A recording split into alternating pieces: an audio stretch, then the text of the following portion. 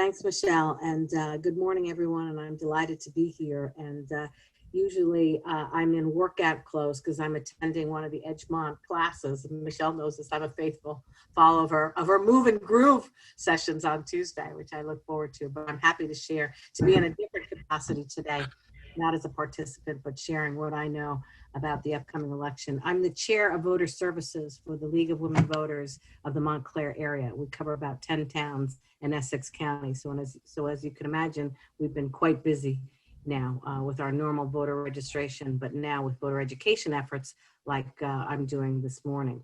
So here's what you need to know about our upcoming election process in New Jersey. And let's start with who's eligible, to vote. You have to be at least you have to be a U.S. citizen. You have to be at least 17 years old to register to vote, although you have to be 18. You need to have turned 18 by November 3rd in order to actually vote. So if you know of 17-year-olds, they can register now and be ready to vote when they turn 18 by November 3rd. You have to be a resident of the state and the county for 30 days before an election. And new this year is that you felons who are currently serving, who are not serving a sentence of incarceration for felony, but are on probation, can vote for the first time. So they can vote while they're on parole or probation, but they need to register again, even if they were registered before their incarceration. So that's a big deal. That affects about 80,000 people in New Jersey who are now eligible to vote this year that were not eligible to vote before. So we've been asking for a long time, and the state now has available, which is great, online voter registration. That was as of September 4th. So here is the website that you can connect people to if they want to register to vote and do the whole thing online. The deadline this year is October 13th, will be the last day for voter registration. And what you need is basically your date of birth and a driver's license or non-driver's identification card in order to sign up. A word about college students, in case you have any college students in your life. As long as they meet the eligibility requirements, college students can register either at their home or at their college address. But what we're urging college students this year to do, because there have been so many campus closures due to COVID, that to make sure that college students, that their current address is correct in order that they receive their mail-in ballot at the proper address. So if they're attending class from home, they should be receiving it at home. If they stayed at school, they can then continue to receive the ballot at their college. You can use the voter registration forms to update addresses. You can always do that. If you want to check if you're already registered, there are two ways to check. There is a New Jersey voter registration database, and this is the website that you can check for that. You can also go through the League of Women Voters website, which is Vote 411. That's a comprehensive website that has information by state on all matters relating to the election. So these are two ways that you can check. And you'll be directed to go back to the New Jersey voter registration database. One thing to note is that in New Jersey, the registered voter database does not show 17-year-olds who have registered to vote, but are not yet eligible. So they may be registered, but they're not yet eligible to vote, so they won't show up in the database. I think most people realize now that our election in November will be primarily a vote by mail. Ballots have been mailed to all active registered voters, at least in Essex County. If you're an active registered voter, you're inactive when official elections mail gets returned, and inactive voters remain registered until they miss two federal elections, okay? So you can reactivate your inactive status by going ahead and just voting. The ballots in New Jersey will have been mailed out no later than October 5th. As I mentioned, in Essex County, they've already been mailed out, but they haven't been mailed out yet in other counties. So if you have friends in other counties, at least as of yesterday, not all the ballots have been mailed out in other counties yet. And a key thing to note is that the return envelope has a prepaid first-class passage. So it's pre-addressed and prepaid in terms of first-class postage, so you don't have to put any postage on it.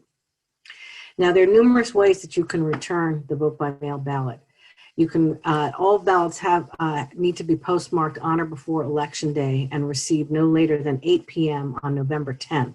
So there's going to be 7 full days that the election officials will accept ballots after the polls close on November 3rd, if they've been postmarked on or before Election Day. Ballots with no postmark will be accepted through 8 p.m. on November 5th.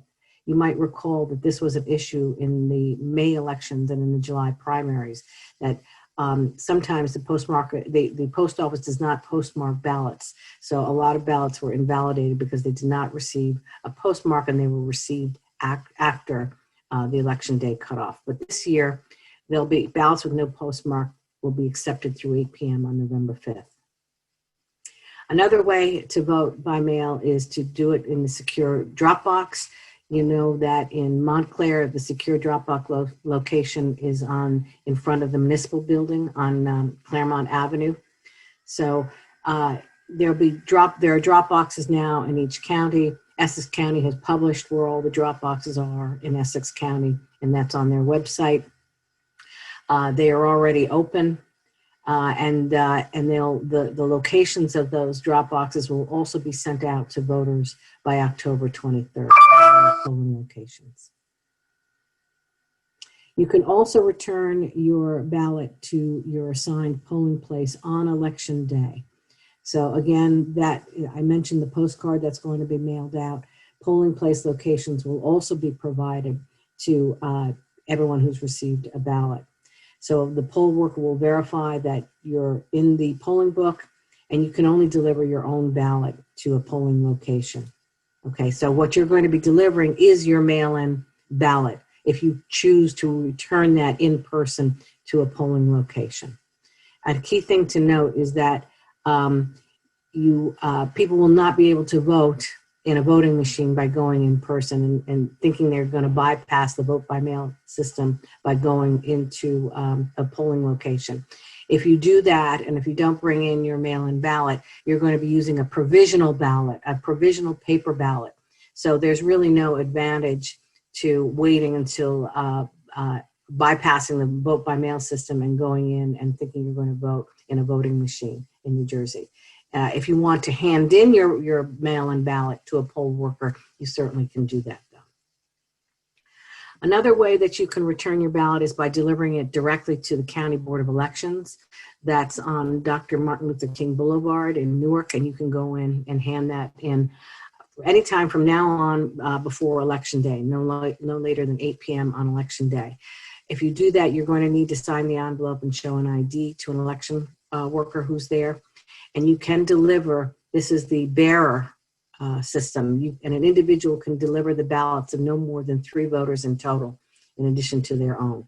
You may notice on the outside of the mail-in ballot envelope, there's a place to fill out for a bearer signature, and you can do that if somebody else is delivering your vote for you to the election office. And as I said, you can vote in person at your assigned polling location. Those locations haven't been shared yet in Essex County. The executive order is saying that at least 50% of the normal polling locations should be open for this election. So not all polling locations that you're used to will be open, but there should be at least one polling place in each municipality. Again, if you go to that location, you're going to use a paper provisional ballot. There will be accommodations made for voters with disabilities to use machines. So people in wheelchairs, people with blind people, et cetera, can get access to help with ADA conforming voting machines at a polling location.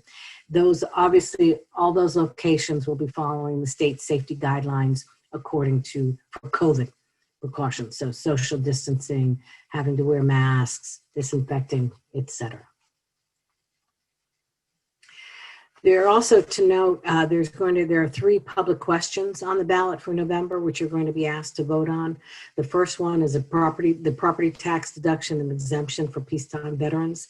That's basically to extend the $250 property tax deduction for peacetime veterans that active war veterans currently already get. The second one is for legalizing marijuana. This isn't medical marijuana, but this is recreational marijuana for people over 21. It'll be regulated similar to alcohol. And the last one is to change the legislative redistricting schedule if the census is delayed. Obviously, given the problems with the census because of COVID and delays associated with the census data being collected, the legislator has said that we should hold off on redistricting until that updated census information is delayed. You should note that the League of Women Voters and a number of other groups have taken a position on number 3, not so much number 1 and number 2. We have on number 1 and number 2, but not on number 3, to recommend against voting in favor of that, because the feeling is that with fair districting, that any further delays in redistricting are going to penalize certain disadvantaged groups. So I won't go into all the details of that, but if anyone is interested in specific positions on each of those public questions, I certainly can follow up with anyone and share the League's position papers on those. Another thing to note is if you want to, the state has a very good app that you can download on your phone. The League people, we use this app a lot when we're doing voter registration or voter education efforts. It's a nice app where you can do voter registration right online. You can check if you're registered. You can check where do I vote, how do I do vote by mail for college students, et cetera, right on down to election results. So for many people who want to do everything by phone, this is a nice app.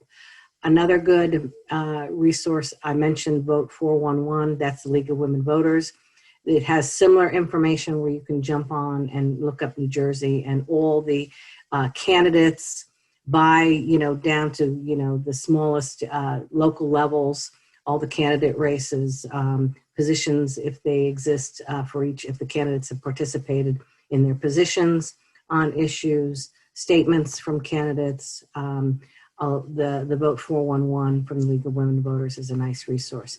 And we say, if all else fails, you can also text this number, this phone number, 732-927-1131. If you need help, particularly in terms of voter registration or questions about the election, you can text that number and hopefully somebody from the League will answer and get back to you. So that's basically what I have to share in terms of a formal presentation. Now I'm just going to jump into the chat and ask and see what questions. First question is, are the drop boxes secure? If so, how? Do you need to fill in the bare section if you're putting other voters' ballots in a drop box? The question is yes. If you're bearing other people's ballots, then you should be filling in this bare section. And the drop boxes are secure. The state had, actually, I listened to a presentation from the Secretary of State of New Jersey earlier in the month, in September, and they were very pleased with how the drop boxes performed in the July primaries. There were absolutely no issues with the drop boxes throughout the state. You should know that the drop boxes are under 24/7 video surveillance. So, you should be, the ballots are taken out every day. They're emptied every day by county officials and taken directly to the counting location, the counting warehouse where the counting is taking place. So from what we've seen and what we've observed, that the drop boxes seem to be very secure, and particularly for people who are concerned about the mail, it's a very good alternative to be able to just drop your ballot right in the drop box. You'll bypass the post office system completely and just deliver your ballot directly to the county election officials. Okay. How strict are they on the signatures if they don't match exactly? Well, that's the art and the science of signature matching. And they do have, the people who do this are trained. the whole process is under the supervision of a commission who's doing this, and it's a bipartisan commission, meaning that both Republicans and Democrats are involved with overseeing the people who are looking at the signatures and deciding whether they match or not. And I didn't mention, if the signatures don't match, there is now a curing process allowed, so that if there are any signature problems, not other problems, like if you've defaced the ballot in some way, as Michelle said, like you spilled coffee on it, or poked a hole on it or whatever, but anything having to do with signature issues, either somebody forgot to sign the ballot, or it's deemed that the signature does not match with the signature that's on the books, okay, from when you originally registered. And you will be contacted, the voter will be contacted by the county to be able to cure it, meaning to fix the signature issue so that your vote will be counted.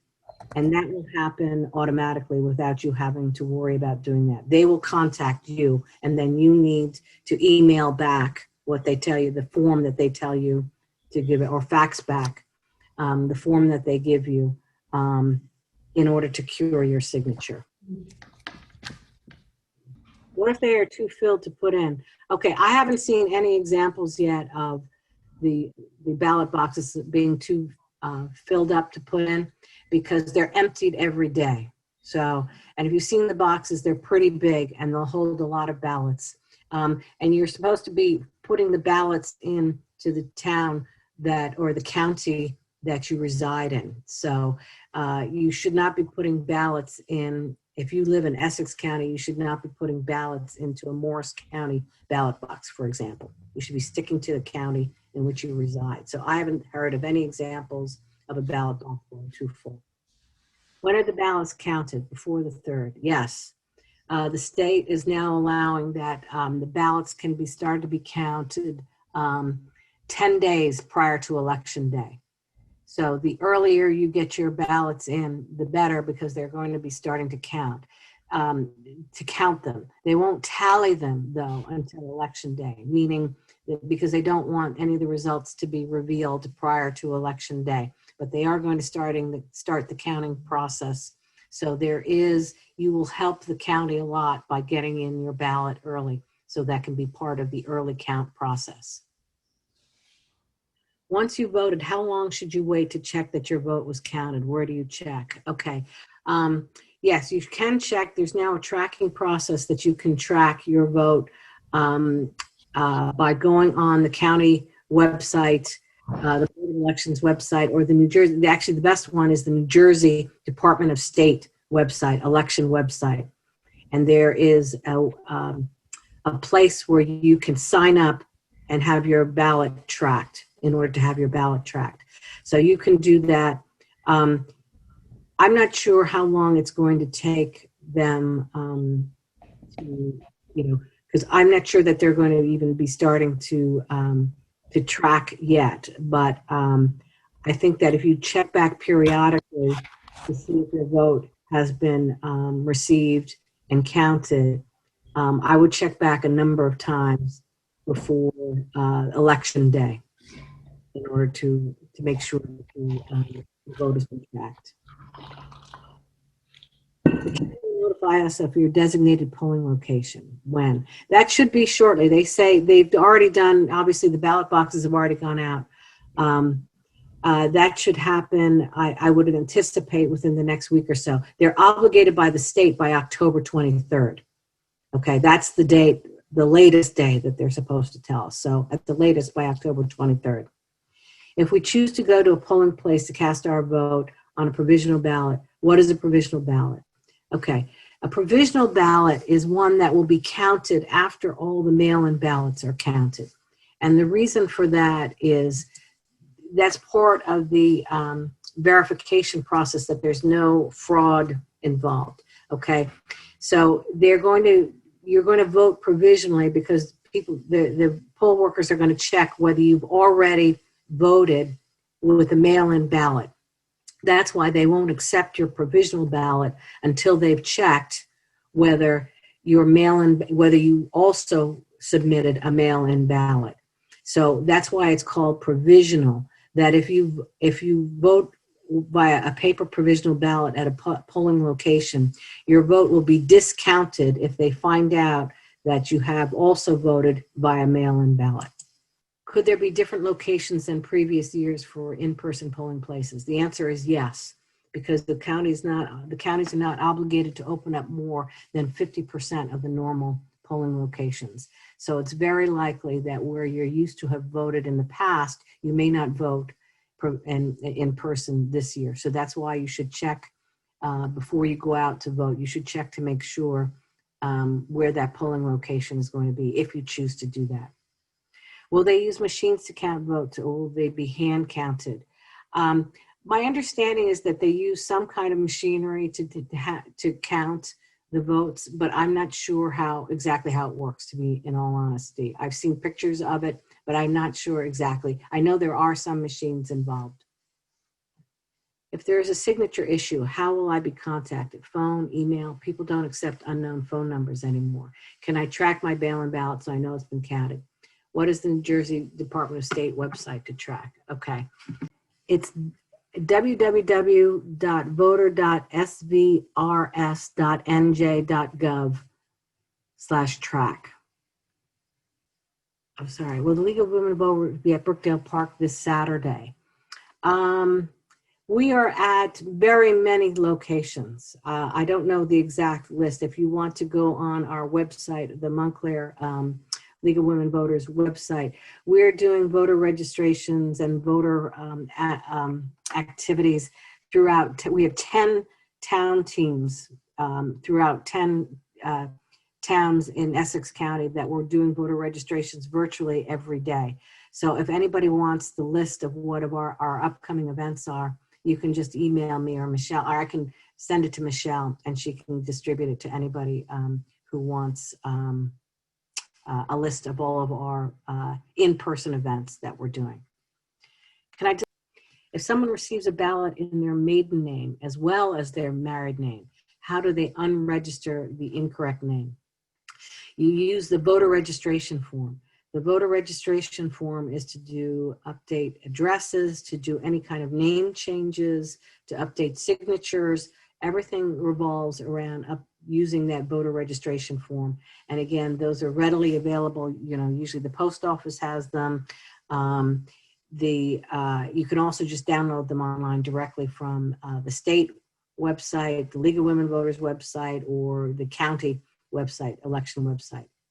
And then I just want to clarify, because this is going to come up with seniors, if let's say a senior doesn't have a car, doesn't drive, and their daughter comes over and says, "You want me to drop it at 205 Claremont?" That's So just to clarify, because in the primary election, there was a box, that bearer box. And I thought, do I need to check that? Because I'm not, the mailman's delivering it. I'm not delivering it to, there were no boxes then, I think. So it was just putting it in the mailbox, and I was confused, and I didn't want to do the wrong thing. Let's go through this then.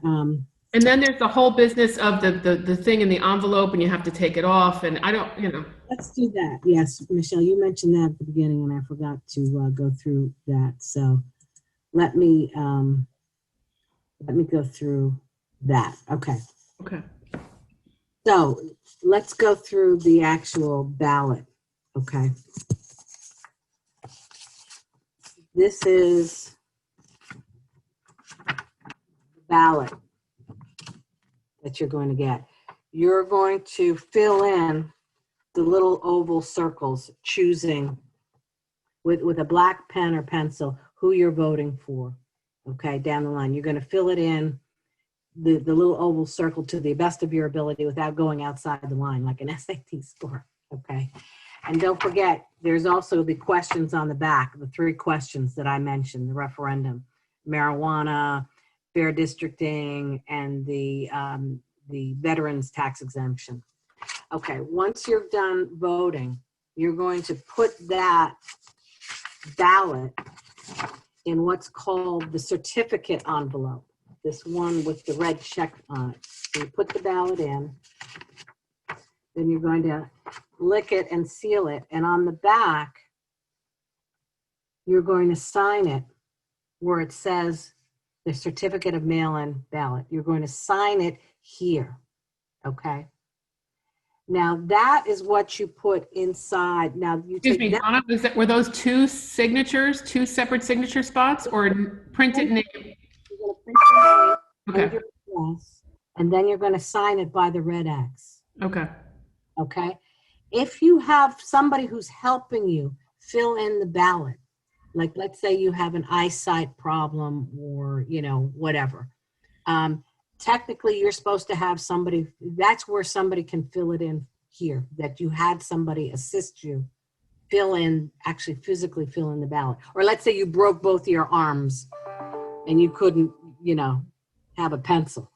Then that person would fill it in down here. Otherwise, for most people, you don't have to worry about that. You're going to take that ballot, put it in this envelope, seal that, and then that is what goes into the actual mailing envelope. Make sure you don't detach that thing, right? There's some that. No, this is, yes. Right. A lot of ballots were invalidated because people thought this was some kind of receipt that you tear off because it had your signature on it, or, you know, they tear off this whole thing or tear off this whole thing. Don't touch this. This is what is going, what the county officials are going to use to match your signature to what's on file. So if you tear it off, there's nothing for them to compare and your ballot is invalidated. Okay, so there's nothing for you to tear off in the ballot. You just sign it, put it in the outer envelope, and then you just drop that in the mail if you're going to use the mail. Or you take it to the ballot box if you're going to use a ballot box. Or you're going to hand it in on election day to the polling location. Or you can drive down to Newark and hand it in to the Board of Elections. Okay. Now, if you have somebody delivering it just to someplace other than a mailbox, than the mail, then you need to have that filled out here. You have somebody bearing it for you. And Okay. that, Donna, that includes if I take my spouse's ballot to 205 to drop in that box. Technically Yes. speaking, yeah. But if I were to go to the mailbox with hers and she and I, you know, she didn't feel like going, I'm walking to the mailbox, hey, I'll take your ballot and I'll put it in. There's no camera on the mailbox seeing that I'm the one who dropped it in the mailbox. I mean, that's why, this is a little bit, where this really is going to be very, really validated is in person. Right. Or if you're going into right. If you're Okay. going. Okay. So, technically, yeah, you're supposed to be bearing your own, or you can have somebody bear it for you, but then they should be signing this. This is to prevent, obviously, wholesale, whatever. Again, it's another anti-fraud feature, this collecting of the bear thing. But I think for most people, I wouldn't worry about it. Now, if you don't want to use the mail, and you want to have somebody bear it for you, then do it. Everyone can bear up to three ballots. So don't have fear. You can fill that out and don't be concerned about it. Okay. This has to, though, if you're going to be using a bearer, this should be filled out in the presence of the voter. Okay, because again, the voter is basically asserting, yes, I'm allowing this person to carry my ballot for me to be voted. Okay. Can you use tape on the ballots? Probably. I don't put anything on the ballot itself. Mm. I mean, do not put anything on this part where you are filling in. That's pristine and go right in the envelope. If you want to put tape on the outside of the mailing envelope to secure it, that's fine. And what about, you really have to lick that. When you put your ballot inside that envelope, you should lick it or use your finger and wet it and just seal it. It's got to be sealed, right? Yes, do you see this again, the certificate? Yep. The sealant is actually up here, not down here like it would be on a normal envelope. Right. Lick this part or wet this part. And this is what you Yeah. have to press down, because this is what they're going to tear off and, compare the signatures. Yeah. They are going to tear it off, not you. Not us. We are Yeah. not tearing off anything. The workers are going to tear it off, because that's part of also the confidentiality. Yeah. That they can't see, people can't see who you voted for. Right. And they're just So Donna, if you have a list that you can send, as well as where you'll be in person, if you have that information when you send me the other info as well, and I'll pass that along. All right, everybody. Thank you so much.